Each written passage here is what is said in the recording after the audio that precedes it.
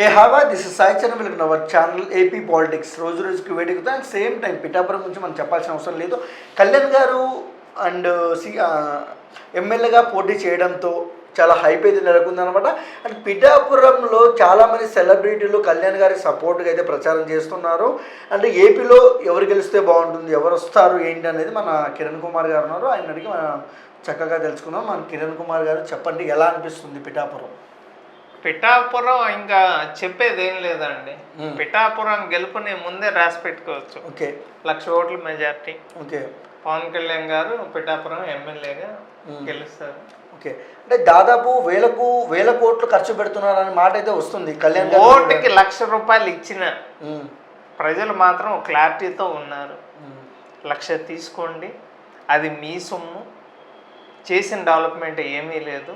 నిత్యావసర సరుకుల రేట్లు పెంచాడు, కరెంటు బిల్లు పెంచాడు, ఆర్టీసీ ఛార్జీలు పెంచాడు, చెత్త పన్ను వేశాడు, ఒక ప్రాజెక్టు కావట్లేదు, ఒక కంపెనీ లేదు, రాష్ట్రాన్ని సర్వనాశనం చేసి ఇసుక మాఫియా, మట్టి మాఫియా, 2 లక్షల ఎకరాల్లో గంజాయి పంట వేశాడు, 25,000 కేజీల డ్రగ్స్ తీసుకొని వచ్చి ఈరోజు వైజాగ్ రాజధాని అంటున్న వ్యక్తిని ఓడించండి, కూటమిని గెలిపించండి, పిఠాపురంలో పవన్ కళ్యాణ్ని భారీ మెజార్టీతో గెలిపించండి.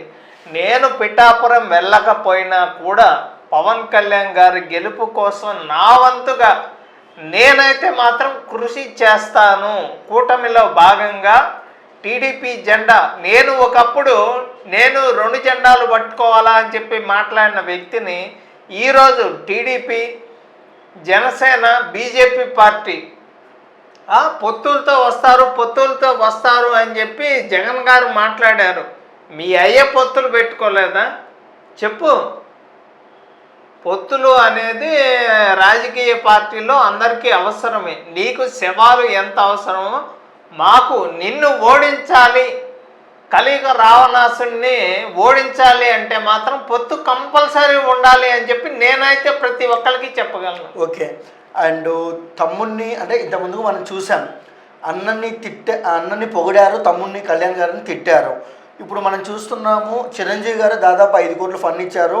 అలాగే ఇప్పుడు ప్రచారానికి రామ్ చరణ్ గారు గ్లోబల్ స్టార్, ఆయన వస్తున్నారు. మళ్ళీ వచ్చేసి చిరంజీవి గారు వస్తున్నారు ప్రచారానికి. ఎలా అనిపిస్తుంది?